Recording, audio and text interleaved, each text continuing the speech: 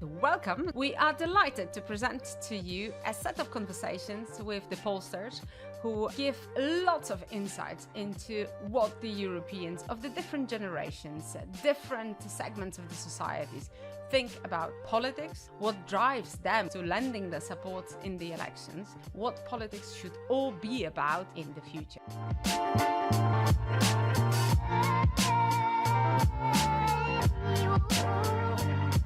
Welcome to this very special episode of FEPS Talks, which belongs to the new series that focuses on polling in Europe, the social surveys.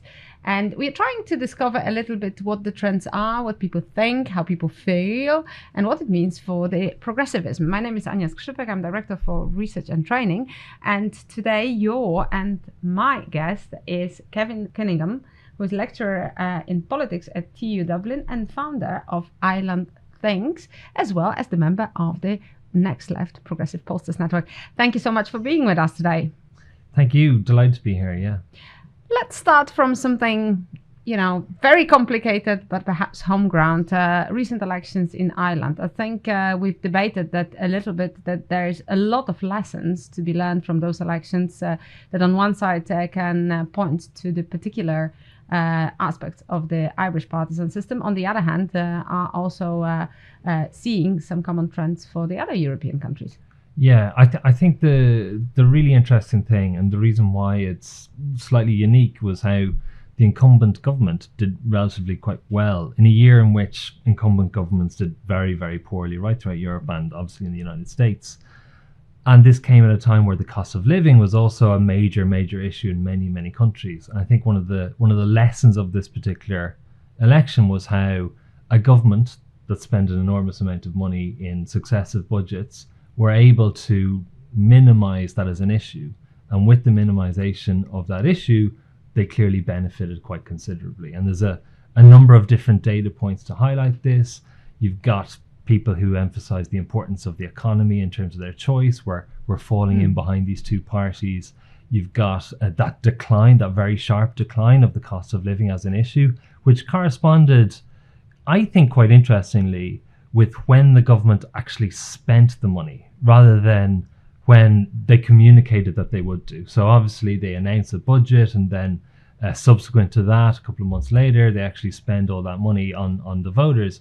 And I thought the most interesting thing about this was how the voters changed their mind when the money came into their pocket rather than when they heard about it. And I think it's maybe a reflection of how communications and campaign communications are only some part or perhaps an even weakening part of political discourse, where in fact maybe an environment where voters have slightly less trust in politicians, that when they actually physically see it, they respond quite coherently towards financial incentives. And the other side of the coin here is that while Ireland is kind of behind on issues like immigration, it's only recently emerging, issues like housing have been a major part of Irish politics for almost a decade now, slightly ahead of the trend, I think, in European perspectives.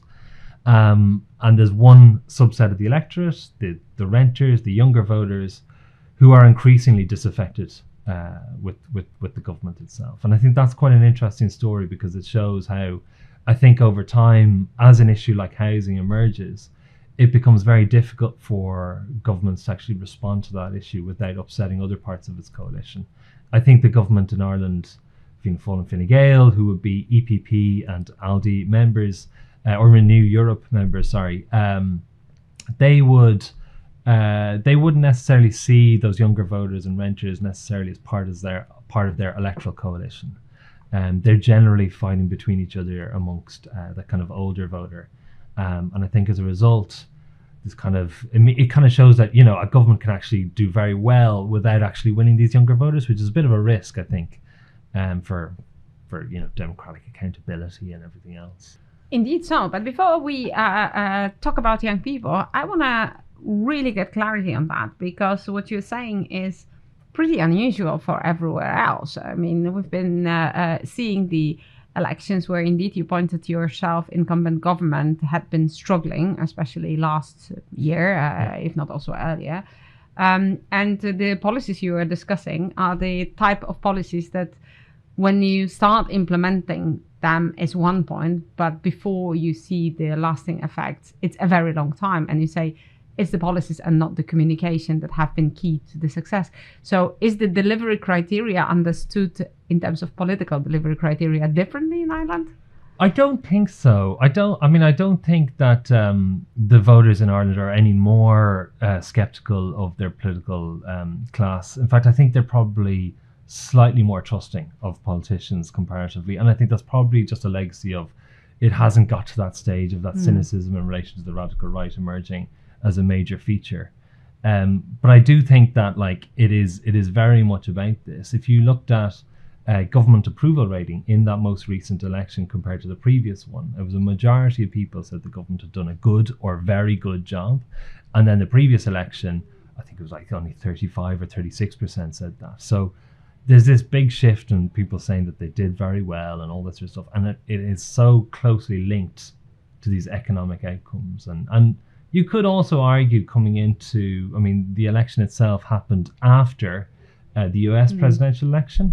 And there was already fears about the economic implications of a Trump government and the potential for tariffs. Admittedly, all that sort of stuff actually did seem to transpire. But that was part of the narrative coming into the election. And those kind of economic concerns were underpinning. But I think because they were seen to have managed that cost of living crisis very, very well, that gave the government quite a lot of credibility coming into it, into the election about any other potential economic shocks. I think what's interesting for a left-wing perspective was that if you go further back, when this issue was very, very prominent in the 2022 and 2023, Sinn Féin kind of have moved, broadly speaking, political party connected with the left in Europe, obviously, but you'd probably argue that politically speaking and policy-wise, they're much closer to a centre-left party nowadays. Their voter base is broadly a kind of a working class voter base, a kind of a traditional working class voter base that you might have seen in many European countries in the 80s and 90s.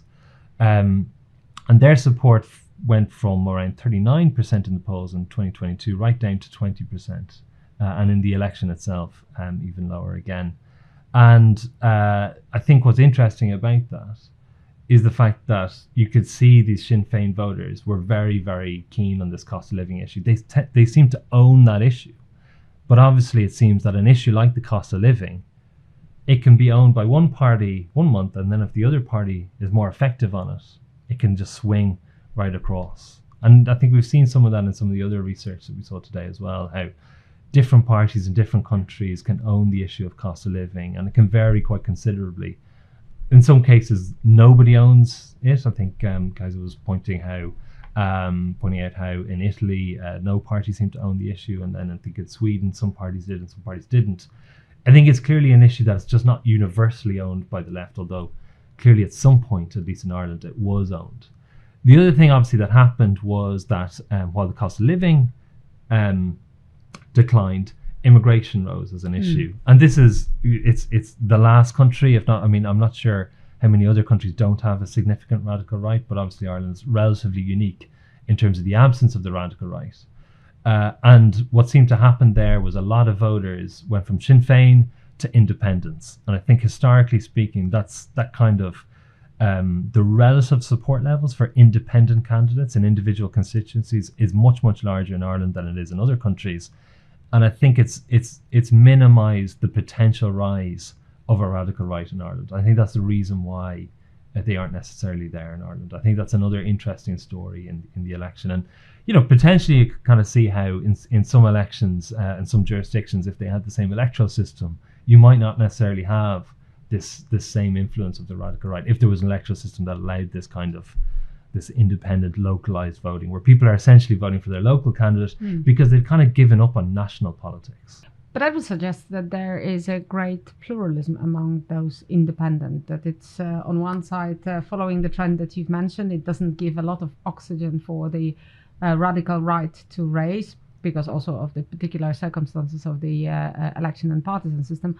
On the other hand, localism would suggest that also there can be variety of political beliefs there. There is a variety, and many people would believe I'm certainly simplifying it in this respect, and there are certainly left-wing independents, in many cases people who might have been members of the Labour Party and left subsequently, such as Catherine Connolly is a TD in Galway, who's to the left of the Labour Party, broadly speaking. But for the most part, this is where the voters are going, I guess. In some cases, the kinds of politicians that are espousing the same sort of rhetoric that you would otherwise see in a radical right party are the independent candidates, the ones who are emphasizing anti-immigration sentiment, being quite extreme sometimes in their rhetoric. They tend to be within that independent bloc, and it makes up most of it. Now, independents got in the last election, I think it was like 17% in total, if you include Independent Ireland in that block.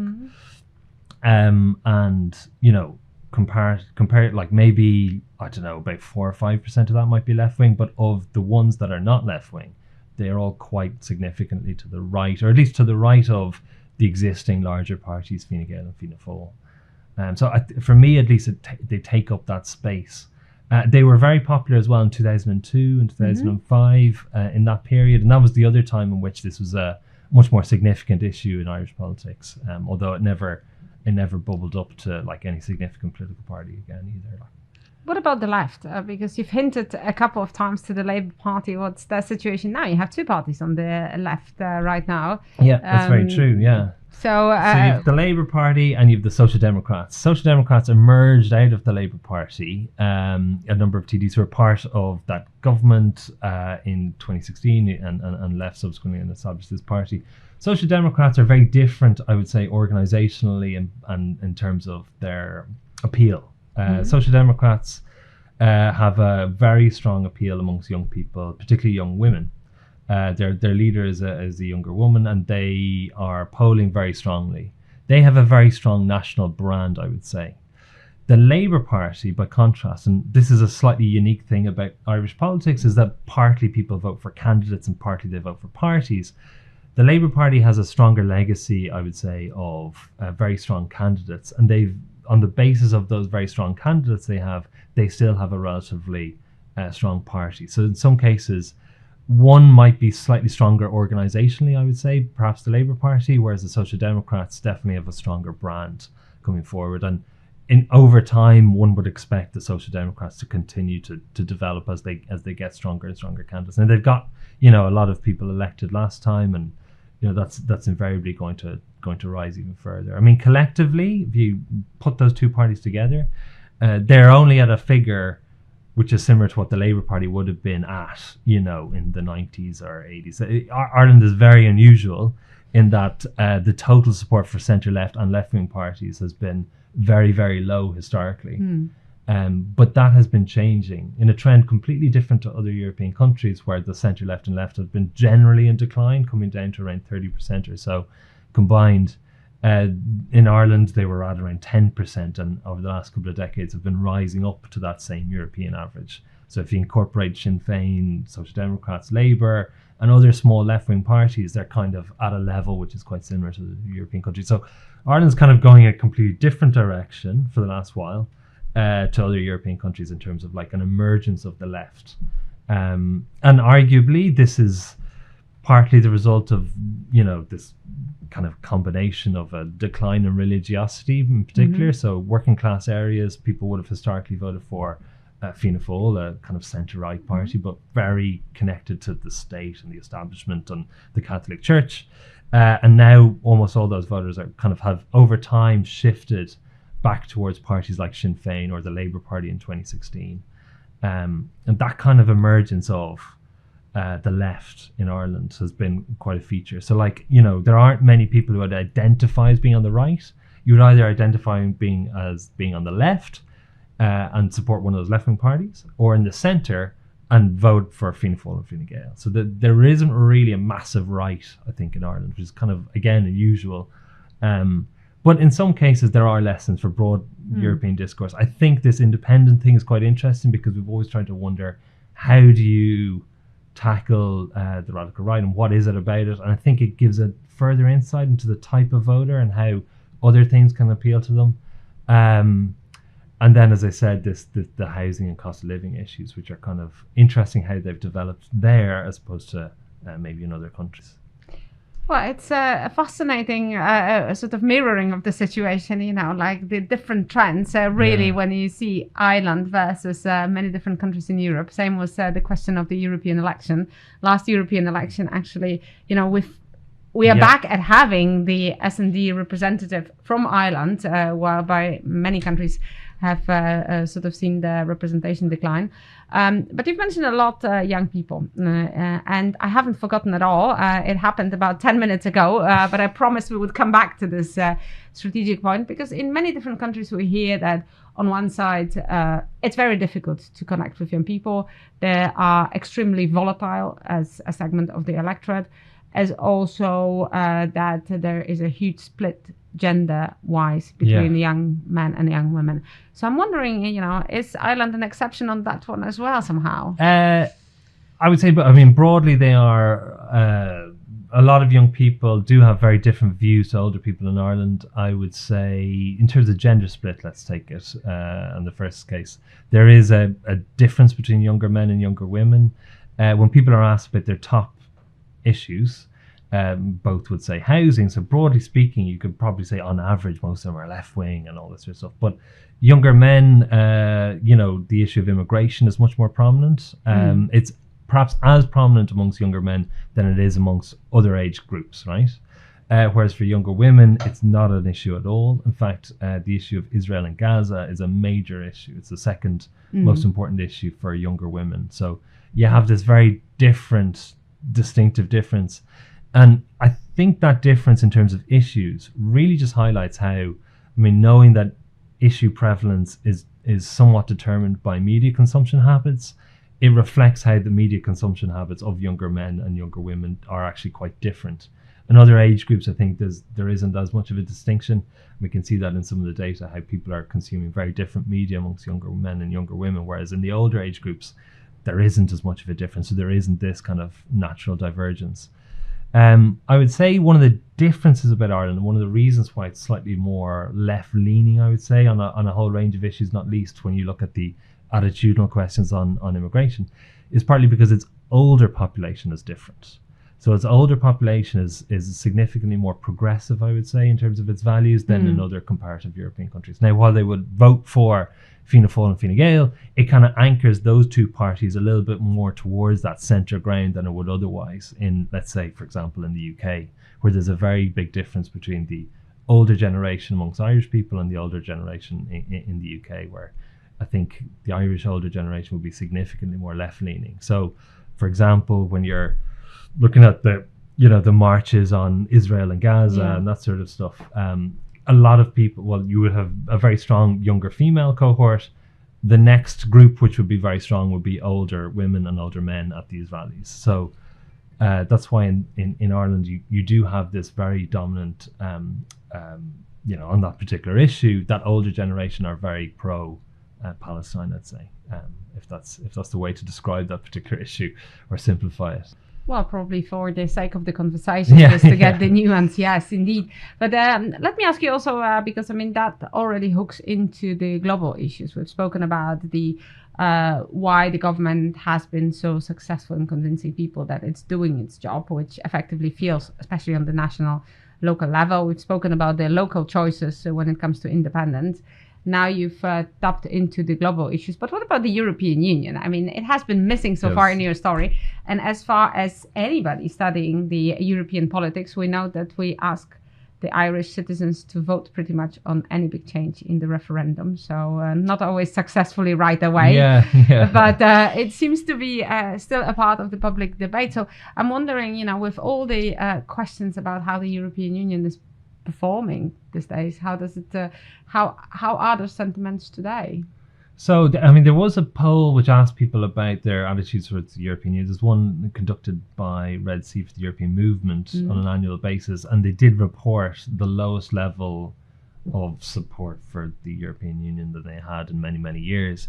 Now that still is an extremely high level of support. I think maybe Luxembourg aside, or I think Ireland generally has the highest level of support. And again, this comes back to what I mentioned about that older demographic. Sorry, what was the other part of that question? Well, because I mean, it links up with the expectations. I mean, in the European Union context, there's always this conversation now in this kind of very sort of complex global times. We need to get together. European Union dimension should be part of the partisan politics. So is that so for Ireland? Since we've discovered that there are so many diversities in between the Irish politics and everywhere else. So my question is a little bit in how far the European Union and pro-Europeanism is at all an argument in the political debate. Yeah, I think universally parties would argue that they are pro-European. I mean, probably the biggest shift would be from Sinn Féin, who previously would have been campaigning on the no side of many of these referendums, but is very much now arguably a pro-European party. Now, they've been kind of conflicted a little bit more recently in terms of their positioning. They've been moving very much towards a kind of a centre-left model of a political party. And then this immigration issue, as I mentioned earlier, has kind of made them sort of rethink some of their repositioning on this. And I think in certain parts of the country, it's certainly a little bit different. But I think more generally, attitudes towards the European Union, at least in Ireland more generally, are a function of, the whole idea of output legitimacy and how it's perceived to be very effective at doing various different things, that the government itself doesn't necessarily have that same level of perceived competence, so there's a whole series. I mean, historically speaking, you might look at things like the building of infrastructure, which was very much dependent on European Union funds. The economic model of the Irish economy is increasingly dependent on multinationals, and that becomes this kind of interesting sort of nuance where on many issues the Irish public are quite progressive, and then when it comes to things like obviously corporation tax, there's a lot of support for low corporation tax because of this economic model, which is it's uncontested in Irish politics, really.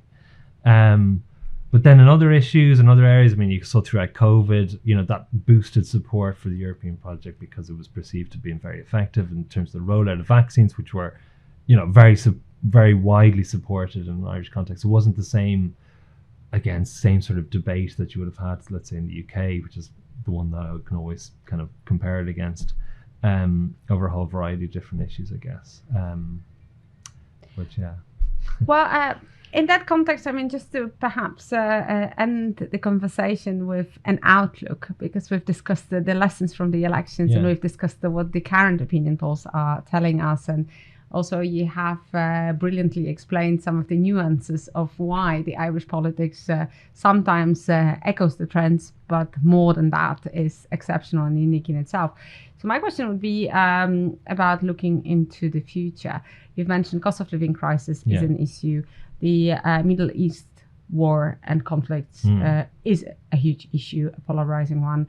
Migration is gaining traction. If you were to think, we would meet here in a year from now, what would you consider will be the next upcoming big issue? And I know I'm asking a lot because it's like, but this is what we, it's always this kind of a conversation, about now, but we want politics to be forward looking. So I'm wondering how we can do that.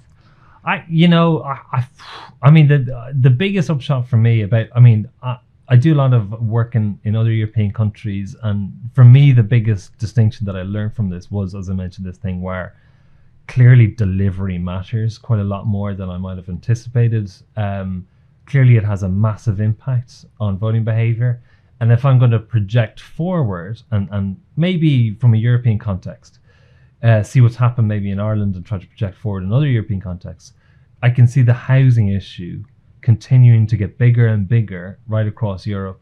And I think perhaps, this is perhaps a more economic policy point, but I think one of the difficulties about housing is because it's such a labour-intensive industry, and in many countries they've relied quite heavily on immigration to fuel the construction industry.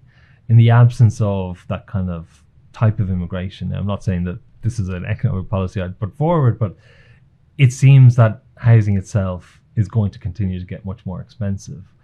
And you're going to continue to have these divisions in many countries, and the issue is not going to go away. And what I think is going to happen is further bifurcation of many European electorates, where you have this disaffected younger group who will be looking towards the left or the right, maybe in more and more extremes, to try to respond to an economic crisis for them. Coming back to, as I said, the basics of, if they are if they're having to pay increasingly larger and larger amounts of rent, they're going to be invariably disaffected, because that's what we can see now in politics. We can see that in the absence of communications, it is those nuts and bolts, the bread and butter, as we were talking about earlier, that matters the most. Now, the bread and butter in housing is so extreme in terms of those distinctions between those age groups. And what I think going forward is that this younger cohort is going to become increasingly disaffected. And perhaps, speaking to FEPS here, that perhaps this is the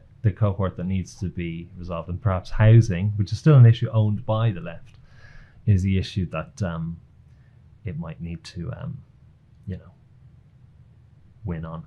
Well, on that optimistic note of identifying an issue and the policy proposal, something that is so close to the progressive heart, I think it's my time to thank you so much for explaining to us nuances of the Irish politics, and also for leaving us endowed with lots to ponder when it comes to the division, the transfers of the different voters, the preoccupations of young voters, men versus women, but also preoccupation with the idea of delivery and legitimacy criteria.